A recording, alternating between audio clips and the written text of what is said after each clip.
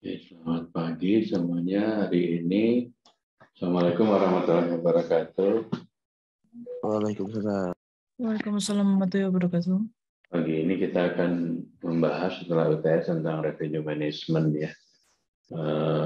Kemarin kelas sebelumnya udah materi tentang revenue management. Nanti saya sangat berharap dari kelas ini nanti ada yang jadi revenue manager someday ya, karena kita sekarang di industri hotel itu sedang membutuhkan banyak revenue manager gitu ya. Revenue manager itu background-nya kebanyakan dari rooms, dari reservation, dari front office gitu ya.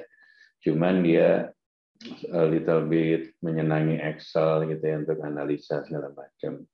Cuman sistemnya kalau di beberapa hotel itu sudah yang brand besar gitu ya, itu sudah integrated sistemnya. Jadi kamu nggak usah khawatir, nggak usah bingung ngitung-ngitungnya, semuanya kayak kita kerja di bursa gitu ya. Semuanya itu ada tampilannya, tinggal kita memahami cara membaca reportnya seperti apa gitu ya. Lanjut.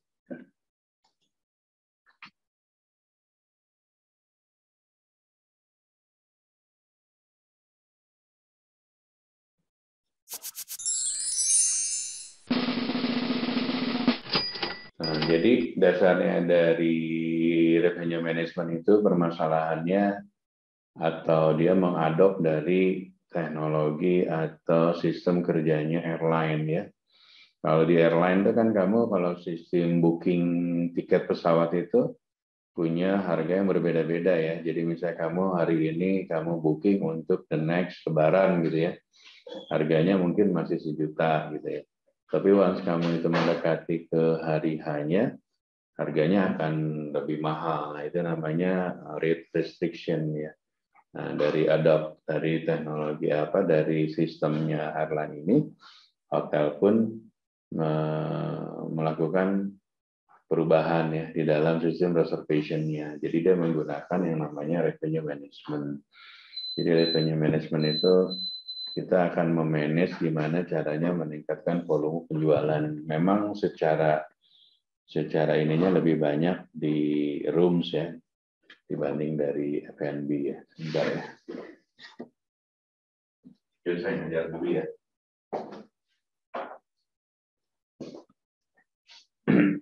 Nah, jadi banyak kendala dulu itu kita kalau kita jadi reservation itu ya tiba-tiba kamar kita sudah penuh, masih ada orang booking lewat telepon atau orang go show di front desk, di mana kamarnya sudah terisi solo group yang harganya misalnya lebih murah gitu ya. Jadi kita nggak bisa jual harga lebih mahal. Atau pas terakhirnya ada kamar, sisa-sisa kamar terakhir, kita menjual harga mahal, tapi marketnya nggak ada gitu. Terus kita kalau nggak dilepas sayang, dilepas khawatirnya nanti ada lagi konsumen yang bisa bayar dengan lebih tinggi. Nah, permasalahan-permasalahan ini akhirnya kita solusikan dengan revenue management. Jadi nanti di revenue management itu kita akan membahas gimana sih cari cara mengoptimalkan room reservation dengan bookingan yang kualitasnya harganya lebih mahal daripada harga biasa. Nah, beberapa hotel lokal itu hanya ngejual, yang penting jual aja gitu, yang penting kamar penuh ya. Kita udah nggak bisa lagi jual kamar penuh aja, tapi kita harus jual kualitas harga jualnya harus yang bagus gitu ya. Gimana caranya memaintain supaya jualan kita itu harga yang kita jual bisa semaksimal mungkin, semahal mungkin tergantung dari okupansinya gitu ya. Nah, ini adalah proses dari yang namanya revenue management. Jadi ya, memulai dari kita mengkolek data. Biasanya nanti tiap pagi nanti kita sebagai revenue manager akan membaca data nih, datanya macam-macam. Ada data dari kompetitor, biasanya kita menggunakan data dari STR global ya. Kalau yang hotel brand kita menggunakan STR. STR itu adalah lembaga atau satu foundation atau satu perusahaan yang bergerak di bidang data. Jadi kita misalnya kamu Hotel Windem, kamu pilih kompetitornya kamu yang bintang 4 misalnya di Palembang, misalnya Aston, terus Arya Duta, terus apa lagi ya. Misalnya ada 4 hotel gitu sama hotel kamu 5 hotel. Nanti Setiap pagi itu kamu akan membaca laporan gimana sih positioning kita dari sisi tingkat hunian berbanding dengan kompetitor. Terus bagaimana posisi kita dari sisi harga jual dan sebagainya. Nah, data itu dianalisa sama kita. Nah, kita misalnya sekarang tanggal berapa nih? Misalnya katakan hari ini tanggal 10 Maret. Kira-kira nanti closing di bulan Maret ini kita bisa berapa sih okupansi yang terbaik? Berapa harga jualnya yang paling terbaik? Nah, ini adalah tahapan-tahapan dari revenue management ya. Jadi dari mulai collect data dianalisis, terus kira-kira bikin strategiknya apa. Nah, nanti strategiknya turunannya adalah kebijakannya kita mau bikin harga di platform OTA berapa nih, di website hotel berapa, terus di travel agent berapa, terus sales jualannya di level corporate berapa gitu. Nah, ini adalah tahapan dari terjadinya revenue management ya. Sampai di sini ada yang mau nanya nggak? Ada, saya lanjut.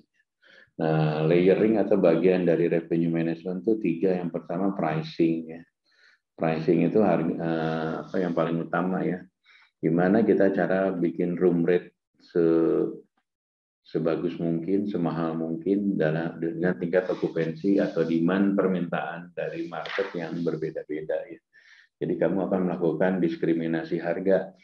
Ada okupansi 60%, mungkin kamu jualannya misalnya 600.000. Tapi once okupansi kamu udah mendekati 100%, kamu jualannya nggak 600.000, kamu jual kamar jadi 1 juta. Nah, itu ada strategi rate pricing, gimana cara kita menjual harga semaksimal mungkin ya. Nah, yielding itu kayak tadi, jadi gimana caranya kita jadi nanti banyak strateginya, kayak seperti saya sampaikan, kamarnya sama-sama kamar tipe deluxe gitu ya. Tapi yang satu ocean view, yang satu misalnya gold view, yang satu city view. Harganya yang paling mahal yang mana? Ocean, Pak.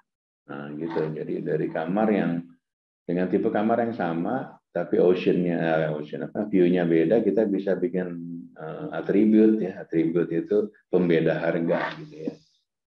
Jadi dengan kamar yang tipe yang sama, tapi kamu bisa bikin harga beda-beda. Jadi jangan sampai harganya semua dilak, mau ngadep kemana aja kamu samain harganya, jangan. Itu jadi kamu nggak bisa optimal.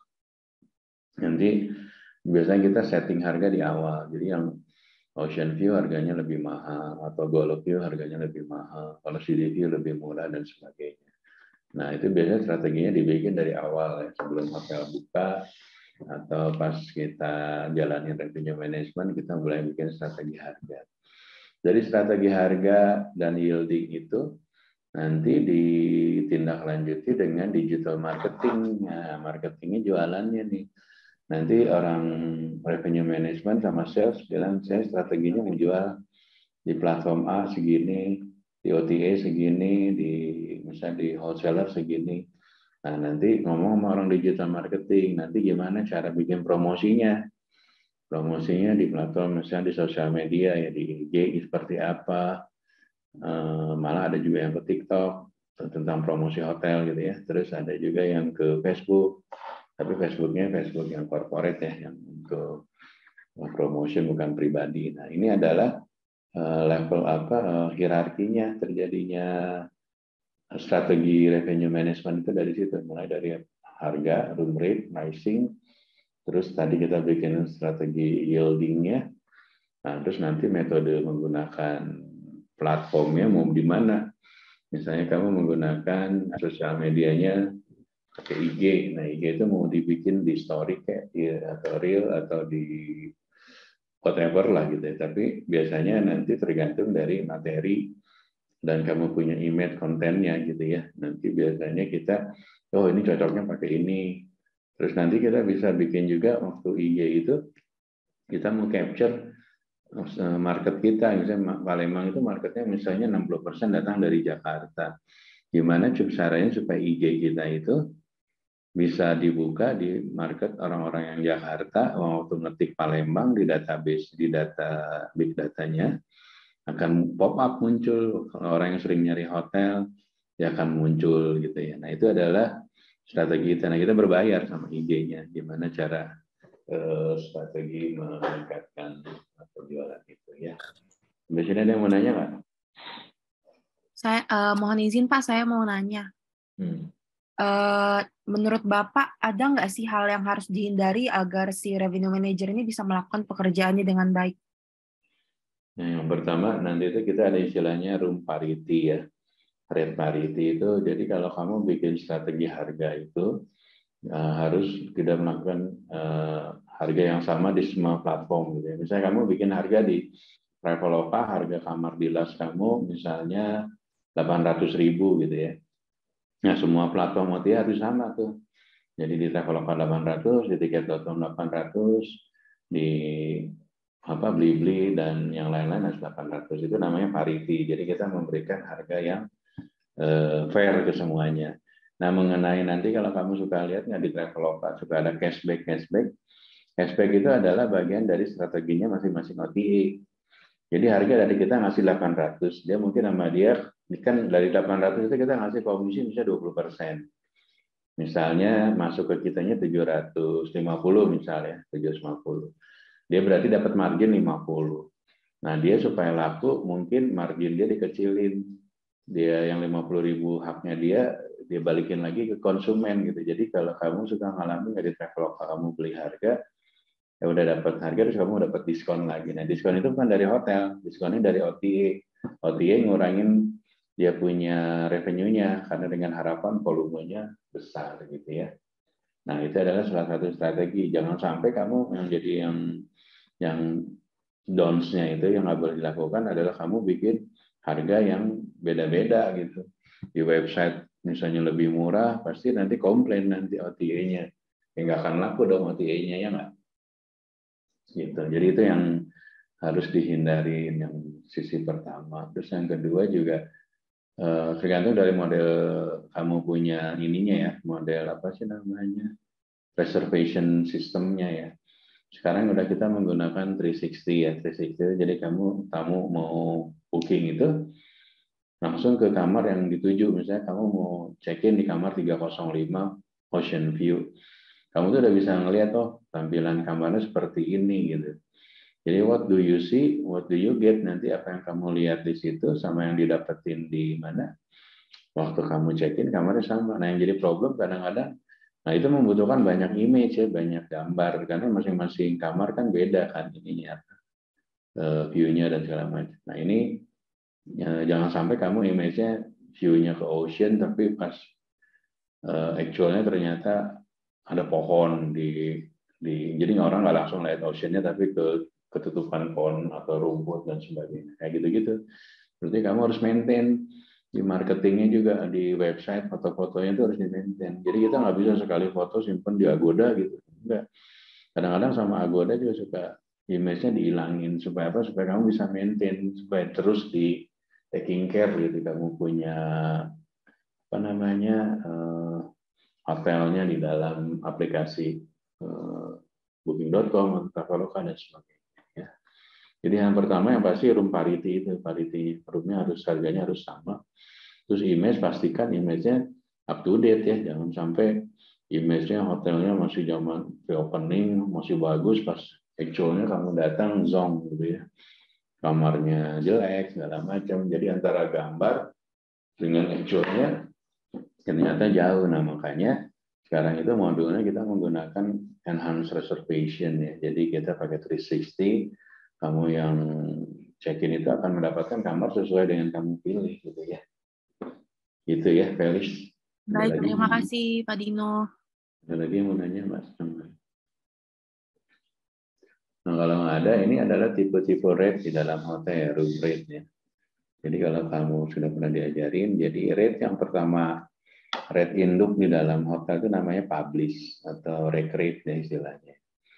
Kalau zaman dulu tuh rec rate dipajang tuh di front desk, ada tulisannya publish rate. Gitu.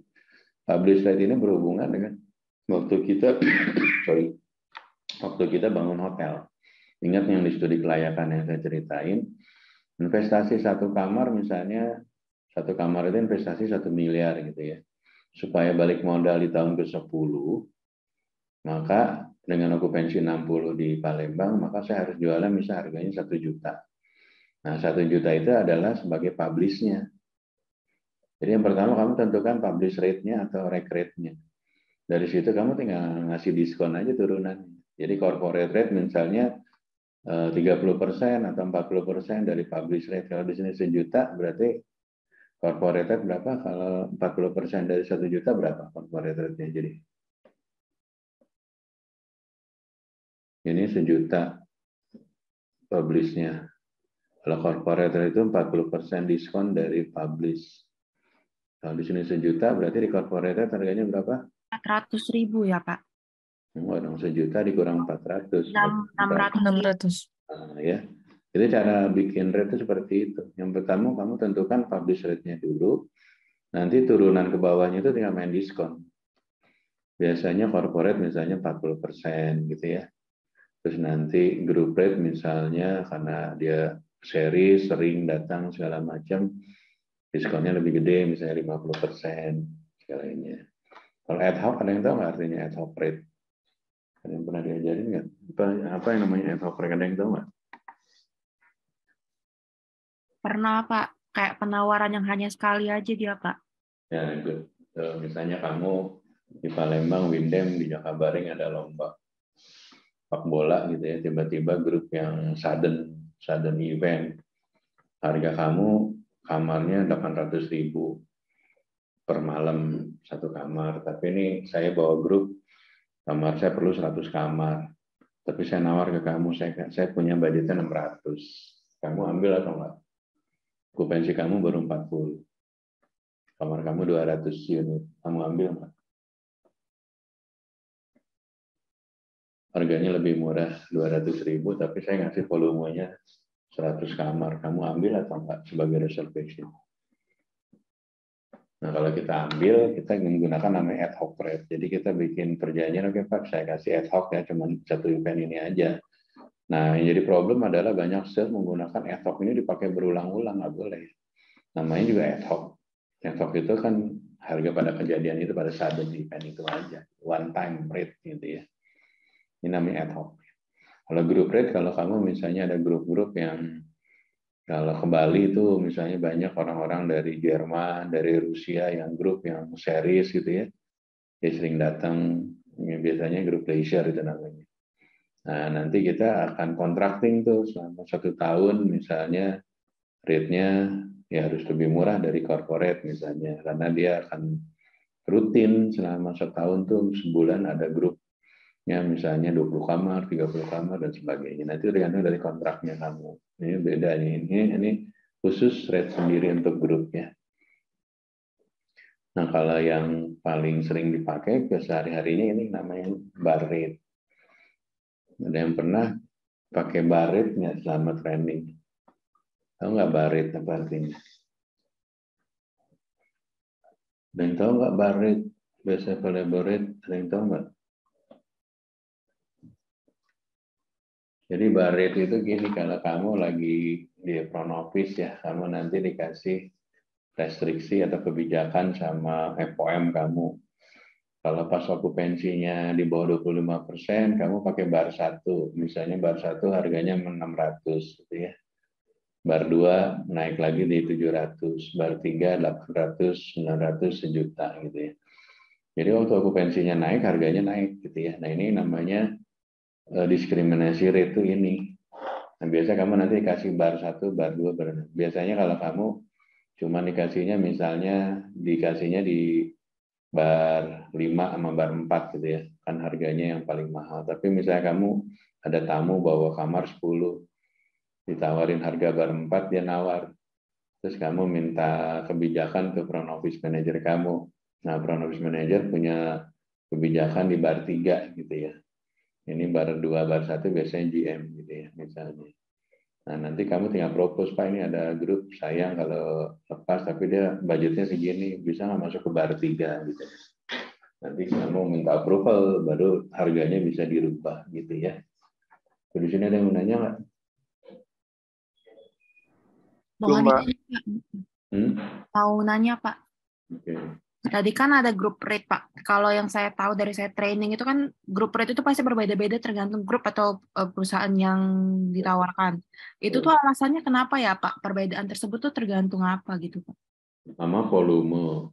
Volume sangat mempengaruhi ya frekuensinya. Misalnya dia volume sekali ngirim grupnya China gitu ya. 100 kamar, 200 kamar gitu ya. Terus dia dalam 1 tahun bisa frekuensinya setahun bisa 6 kali. Nah itu tergantung negotiated rate-nya itu gitu beda-beda. Nah gimana caranya kita bisa kan kalau kadang kita kayak kita bikin kalender event gitu loh. Misalnya musimnya liburan orang-orang Australia di bulan misalnya Juli Agustus gitu ya. Eropa misalnya juga sama Juli Agustus. Berarti Juli Agustus itu kan apa namanya tuh musim peak season gitu ya. Nah kamu di situ bisa aja kamu waktu peak season grupnya harganya mungkin little bit tinggi gitu ya. Jadi nggak semua grup nanti bisa masuk ke misalnya grup China murah cuman misalnya $20 gitu per room per night gitu ya. Tapi dia volumenya banyak sekali kirim itu satu pesawat misalnya 100 kamar gitu ya. Periode length of stay-nya bisa 2 malam. Nah, nanti kamu tinggal bikinin aja tuh rate grid-nya untuk grup rate supaya nanti pilihannya kamu nggak jualan nggak punya satu rate aja gitu loh. Jadi biar menarik gitu. Kalau saya bilang kan kalau saya ngasih grup ke kamu 100 kamar sebulan ada 2 kasih berapa? Terus dia bilang kalau saya ngasih grupnya ada 4 sebulan harganya berapa? Kalau kamu harga cuma 1 kan nggak menarik ya. Kamu harus bikin juga itu kayak sama kayak bar gini. Ada tipe grup rate-nya gitu loh ya. Tapi harus disesuaikan dengan kalender event ya. Waktu peak season mungkin sama kamu di blackout. Blackout itu ditutup gitu ya. Karena itu nanti kamu misalnya ada Eropa, market Eropa yang harganya mahal dan sebagainya. Tapi biasanya kita nggak bisa ngambil market murah dan market tinggi di dalam hotel yang sama sih. Karena spesifikasinya pasti beda. Kayak Chinese market harganya murah itu pasti dia hanya perlu kamar. Orang cuma stay buat tidur, breakfast aja, terus kemana. Tapi kalau beda, kalau Eropa, market Eropa, dia ada dine-in-nya, dia ada mungkin liquor, minuman, dan sebagainya. Nah, jadi itu karakteristik tamu dia mempengaruhi rate-nya nanti. Gitu ya. Felis. Terima kasih, Pak Dino. Nah, ini segmentasi pernah diajarin belum? Market segmentasi di hotel apa aja? Tahu? Pandu tahu nggak? Segmentasi pasar apa aja? Yang training di Evo siapa? Market segmentnya apa aja? Mohon izin Pak, ada yang corporate, government, individual traveler, airlines. Good. Ya, jadi itu benar sekali. Jadi segmentasi. Kenapa kita harus bikinin segmentasi? Karena masing-masing segmen pasar itu karakteristiknya berbeda gitu ya. Kamu FIT sama tadi government. Kalau di luar negeri government sama corporate sama alinya. Tapi kalau di Indonesia itu mungkin government harganya lebih murah misalnya gitu. Tapi volumenya dia sering terus ada meetingnya dan sebagainya. Nah karena marketnya besar kita segmentasinya kita rubah gitu ya. Nah, corporate. Nah, nanti juga jangan salah kayak Pertamina, terus Pupuk Sriwijaya itu secara itu kan government ya, tapi secara segmentasi dia masuknya ke corporate ya, bukan ke government. Government itu yang real, misalnya dinas apa sih peternakan, dinas-dinas di Kota Palembang gitu ya. Kementerian juga masuk ke government. Tapi kayak BUMN itu kayak Pertamina, Telkomsel itu bukan masuk ke government ya, itu masuknya corporate ya. Nah, kita harus belajar juga tentang historical demand. Jadi tahun-tahun lalu itu marketnya corporate seperti apa sih di Palembang? Oh dia mungkin ramainya di kuartal kedua, kuartal 1-nya masih sepi karena budgetnya belum turun. Misalkan biasanya kalau pemerintahan itu budgetnya Maret ya. Biasanya dari Januari sampai Maret belum terlalu banyak meeting. Nah, sesudah Maret baru meetingnya ada. Gitu. Pola-pola seperti itu tuh nanti waktu kamu bikin budget, harus disesuaikan gitu. Jangan bikin kamu budget dari Januari sampai Maret okupansinya tinggi itu satu hal yang nggak mungkin gitu kalau kamu marketnya government ya. Karena dia akan melandai sepi di kuartal 1. Nanti mulai April, Mei, Juni baru pick up gitu. Nah, ini pola-pola permintaan pasarnya kamu harus pelajari. Terus cara bookingnya juga rata-rata orang booking ke Palembang berapa hari sih gitu kan. Ada yang H-1, H-2, itu namanya booking pattern. Kadang-kadang ada satu hotel di Jakarta itu pagi hari itu okupansi mungkin masih 30%, 40%. Tapi karena banyak sudden booking, nanti jam 3 sore itu bisa okupansi bisa 60%, 70%. Karena biasanya bookingnya itu nanti di atas jam 1 setelah makan siang. Nah, kamu berarti udah tahu pola-pola bookingnya hotel kamu gitu ya. Jadi nanti kamu pasang rate-nya pas di jam 3 sore ke atas itu harganya udah dinaikin nih. Karena permintaan akan banyak gitu ya. Nah, ini adalah salah satu key point atau strategi di dalam revenue management. Terus yang tadi demand forecast kita menganalisa permintaan seperti apa. Rate-nya juga kita sesuai dengan tadi okupansi ya. Terus memanage overbooking. Kadang-kadang kita juga perlu memanage overbooking. Banyak hotel kayak di daerah, kalau kamu ke Jogja ada Ibis Malioboro itu hotel yang selalu penuh duluan, ring 1 ya. Dia selalu bookingannya itu penuh. Nanti kalau udah penuh dia lempar ke sister hotelnya atau kompetitornya. Nah, ini kita juga harus memanage overbookingnya. Jangan sampai tamunya masuk nggak ada kamarnya. Bahaya bagi kita ya. Sistem adalah yang utama. Sistemnya kalau nggak integrated, sistemnya nggak mumpuni, susah bikin analisa revenue managementnya ya. Di sini ada yang menanya nggak? Selain Felix, apa lagi ada yang menanya?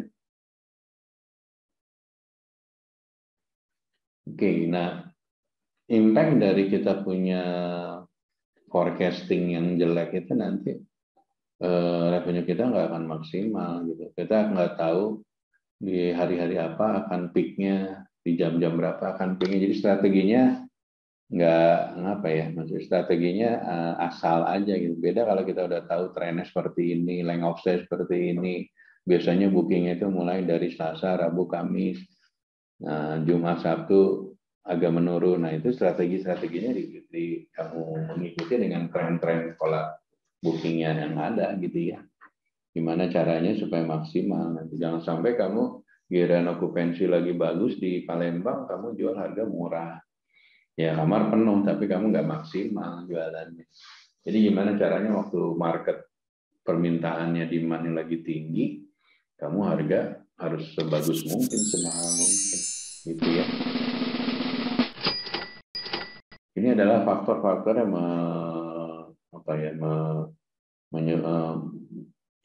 kalau kita mau bikin room rate, ini adalah faktor-faktor yang harus kita antisipasi. Yang pertama, kalau kamu hotelnya bintang 5, pasti cost-nya kayak sabunnya aja. Kalau hotel Bulgari ya, atau St. Regis, itu sabunnya misalnya brandnya Bulgari gitu ya. Berarti kan itu mahal ya.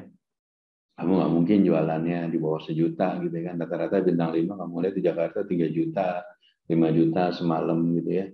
Karena cost di kamarnya itu mahal gitu ya. Malah ada wine buat complimentary welcome drinknya dan sebagainya. Jadi tergantung dari produk yang ada di dalam kamar mempengaruhi juga harga jualnya.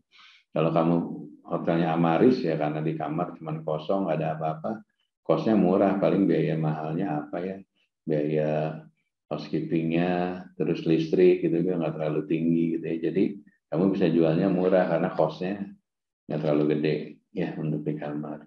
Terus jenis servisnya kayak tadi Amaris sama Santika pasti beda dong. Kalau Amaris simple kan hanya bed breakfast. Kalau Santika mungkin ada meetingnya, ada segala macam. Jadi servisnya juga beda. Mempengaruhi ke harga. Kompetisi mempengaruhi. Kalau kamu lihat dari hotel di Kuta lah di Bali itu Kuta itu harganya kalau yang ocean view itu atau yang beach view itu langsung lebih mahal gitu ya karena lokasinya lebih bagus dan sebagainya.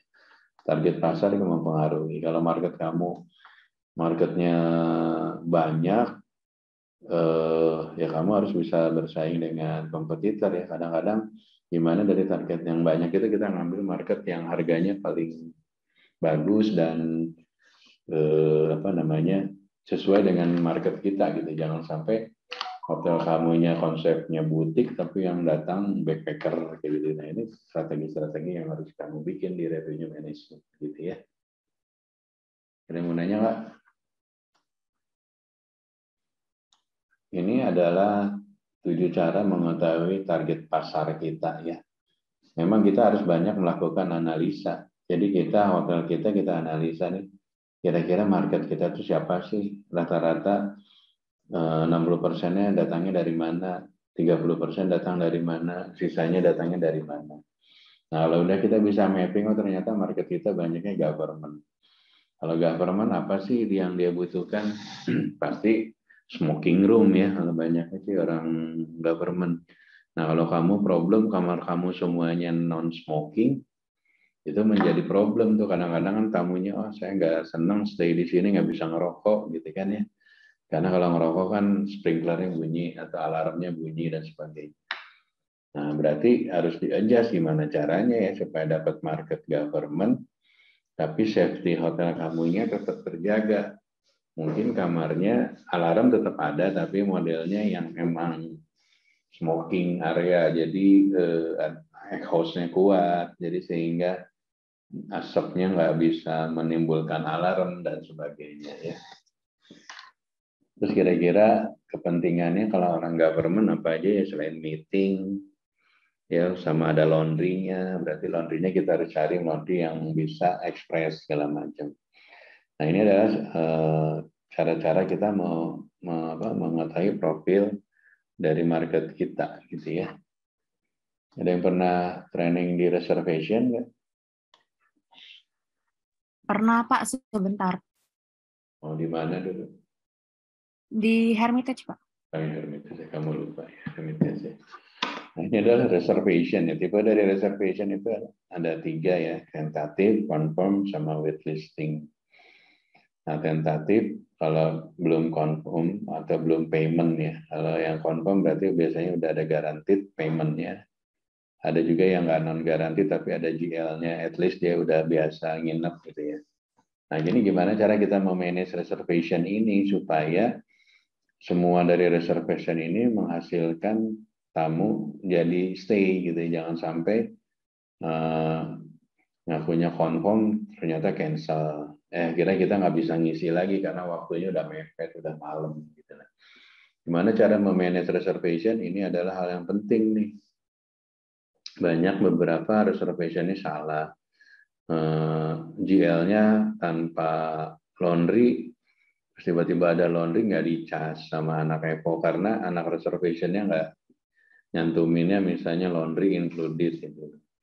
Anak EPO pikirnya laundry-nya ditanggung oleh corporate, ternyata laundry-nya personal account, kayak gitu-gitu ya.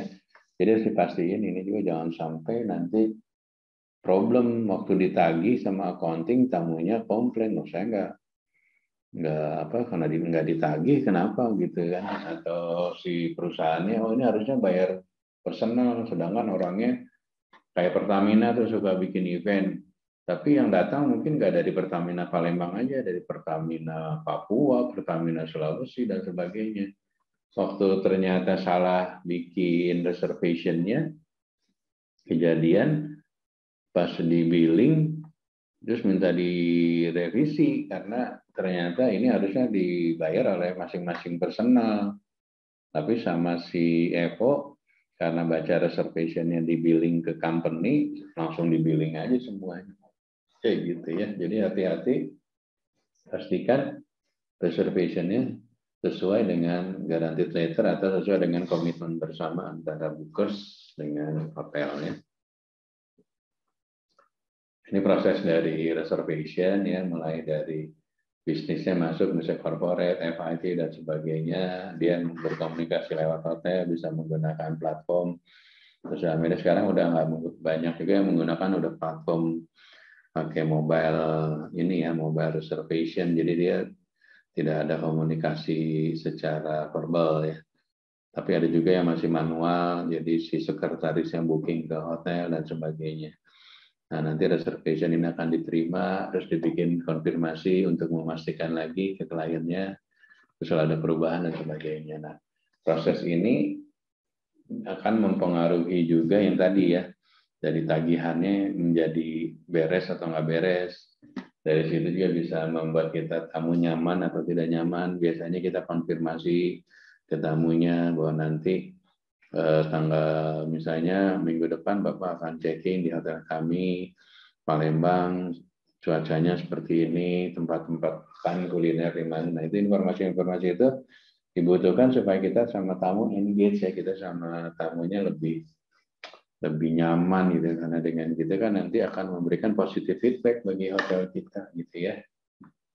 Gitu. Dengannya nggak? Nah, ini adalah topologi ya, atau cara tamu booking ke hotel kita ya. Ini modul reservation kita. Ada yang booking dari sistem dari website, ada dari booking engine, ada dari OTA dan sebagainya. Masuk ke sistem reservation, nanti di reservation kita di tapping ke channel manager. Nah, channel manager ini adalah yang sistem kita bikin harganya. Jadi kayak tadi kamu kan bar 1 misalnya diskon 25, bar 2 diskonnya 30. Kalau zaman dulu kan kita manual ya. Kalau okupansi segini harganya 700, okupansi segini harga 800. Nah, kalau udah pakai channel manager itu langsung di setup di sini. Jadi automatically waktu okupansinya 70, harga yang nongol di website, harga yang nongol di booking engine atau di OTA, nanti harganya sama semuanya. Ini menggunakan yang namanya channel manager ya. Kalau zaman dulu kan orang booking email dulu, konfirmasi harga. Sekarang kan bisa langsung buka modul reservation-nya, buka website-nya, atau buka dari OTA-nya. Harganya yang atur si channel manager ini. Dia ngatur harga ke sini, dia ngatur harga ke sini. Ya. Sampai sini ada yang mau nanya nggak? Nah, ada, saya lanjut. Nah, ini flow dari reservation yang mulai dari inquiry sampai dengan reservation itu confirm, kurang lebih seperti ini. Jadi dari masuk dari customer, dia bikin reservasinya dilihat, kalau memang jadi langsung diteruskan, kalau cancel langsung di cancel. Masuk ke database, dia akan ngecek kalau tamunya sudah member, tamunya regular, datanya kan udah ada ya, tinggal di pick up. Nanti di sini bisa kelihatan tamunya senangnya di kamar apa aja. Nah, ini kalau sistem yang bagus tuh sehingga tamu itu merasa nyaman gitu. Jadi kesenangan atau preferensi tamu tuh sudah tercapture di sistem gitu. Jadi misalnya saya senangnya kamarnya view-nya ke ocean yang kamarnya paling pojok gitu ya. Nanti kamu tinggal, karena saya member, kita optimalkan kasih kamar yang dia suka gitu ya, supaya menghasilkan kenyamanan tamu dan kepuasan tamu. Ini adalah salah satu contoh dari flow dari reservation ya. Terakhir habis. Kalau ada pertanyaan, ini kuisnya ya. Ini emailnya jangan ke sini ya, emailnya yang ke Poltekpar Gmail ya. Oke, ada yang menanya nggak?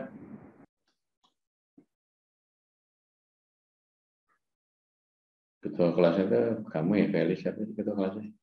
Rizky, Pak. Oh, Rizky. Ada yang menanya?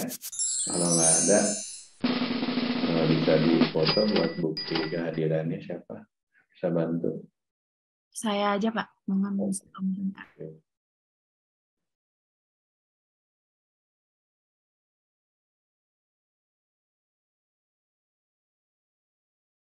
Udah.